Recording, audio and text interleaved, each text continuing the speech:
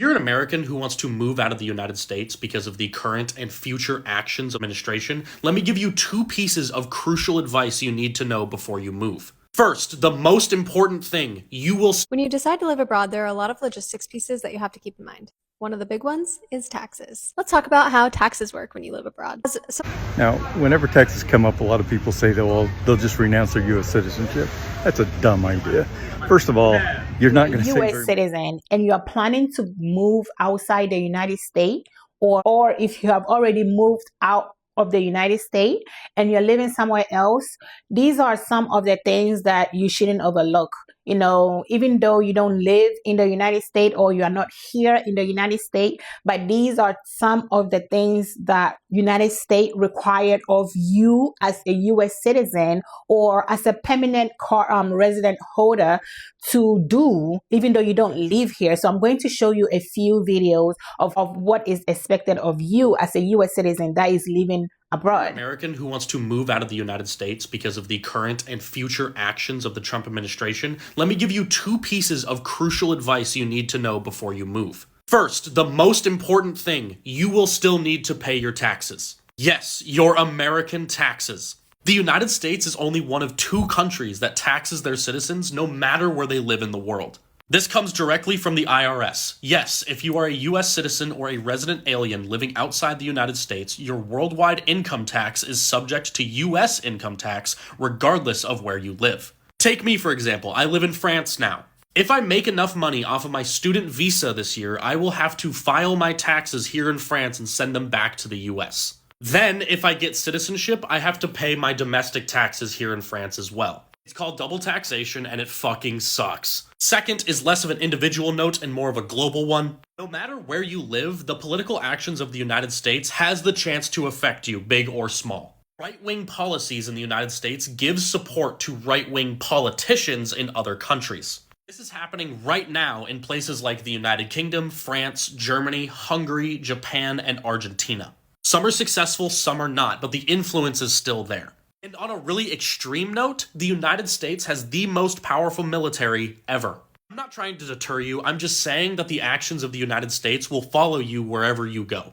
And you just gotta make it work. When you decide to live abroad, there are a lot of logistics pieces that you have to keep in mind. One of the big ones is taxes. Let's talk about how taxes work when you live abroad. So this video is just to give you like a starting point, a launching point to talk to tax professionals based on your situation and country of choice. The information that I have is based on what I have gleaned from professionals I have spoken to that were helping me in the Netherlands, Portugal, and the UK. And the US, of course. So here we go with another riveting episode of How Do I Get the Heck Out of the US? Let's do it. Most countries tax individuals based on residency. So if you live in the country for most of the year, you are a tax resident in that country. The US and only a handful of other countries are the only countries that tax their citizens regardless of where they live in the world. That means if you are an American and you don't step foot in the United States for the rest of your life, you are still on the hook for taxes. Let's talk about what that actually means in practice. If the country that you're moving to has a tax treaty with the US, which a lot of them do, so check this, the taxes you pay in that country likely count towards what would be taxable in the US. So that means, let's say you make 50,000 euro at your job in Amsterdam. You will pay taxes in the Netherlands primarily. That tax liability will be higher than what the US would tax you for that same level of income.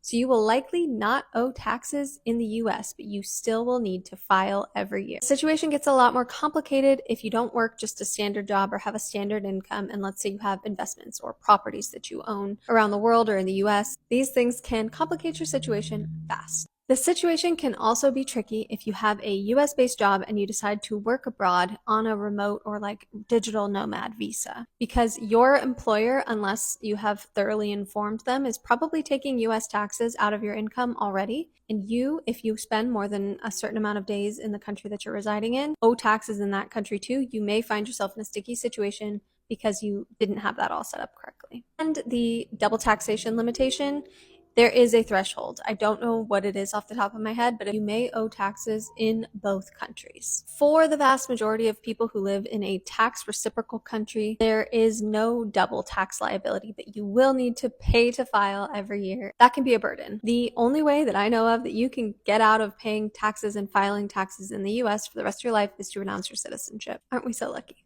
Most people, although technically they have to pay U.S. taxes, in reality, they're not going to pay any.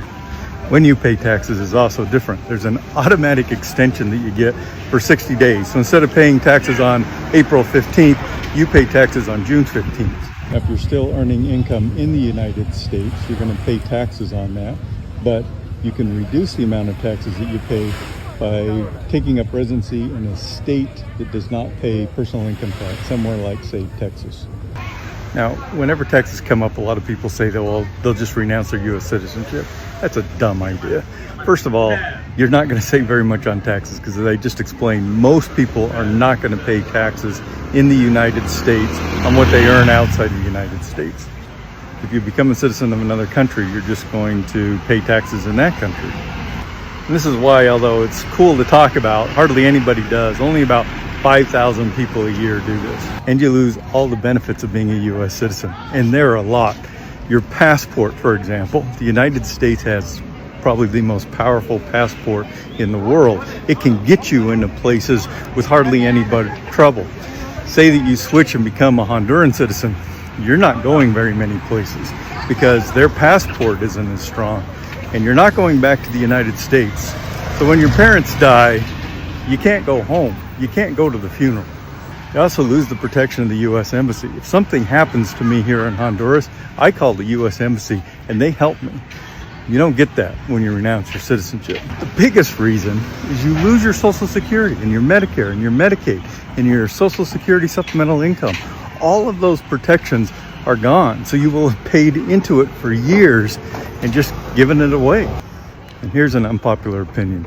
You should want to pay U.S. taxes. Taxes are an investment in your community.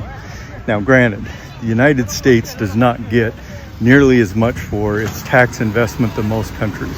Most of our taxes are going to go to things like military rather than healthcare or child care. But the U.S. government protects an economy that helps my investments grow.